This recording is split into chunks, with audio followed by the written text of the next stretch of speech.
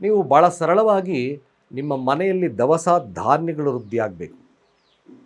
ಹಾಗೆ ಹಣಕಾಸಿನಲ್ಲಿ ವೃದ್ಧಿ ಇರಬೇಕು.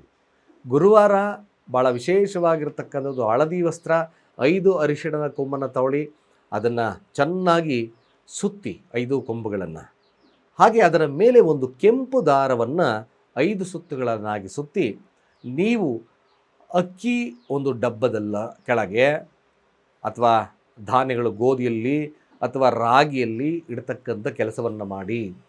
ಯಾವ ಧಾನ್ಯದಲ್ಲಿಟ್ಟಿರ್ತೀರೋ ಅದು ವೃದ್ಧಿ ಆಗ್ತಾ ಬರುತ್ತೆ, ಹಣಕಾಸಿನ ವಿಚಾರದಲ್ಲೂ ಕೂಡ ಶುಭವನ್ನು ತರುತ್ತೆ. ಇದನ್ನು ಗುರುವಾರ ಗುರುವಿನ ಓರದಲ್ಲಿ ಬೆಳಗ್ಗೆ 6ರಿಂದ 7 ಸಮಯ ಮಾಡ್ತಕ್ಕಂಥದ್ದು ಅಥವಾ ಸಂಧ್ಯಾ ಸಮಯನೂ ಕೂಡ ಮಾಡ್ತಕ್ಕಂಥದ್ದು ಭಾಳ ವಿಶೇಷವಾಗಿರ್ತಕ್ಕಂಥ ಫಲಗಳನ್ನು ಕೊಡುತ್ತೆ. ಸಾಧ್ಯವಾದಷ್ಟು ಈ ಸರಳ ವಿಚಾರದಲ್ಲಿ ನಿಮಗೆ ಧನವೃದ್ಧಿ, ಧಾನ್ಯ ವೃದ್ಧಿ ಎರಡೂ ಇರುತ್ತೆ. ಖಂಡಿತವಾಗಿ ಶುಭವಾಗುತ್ತೆ.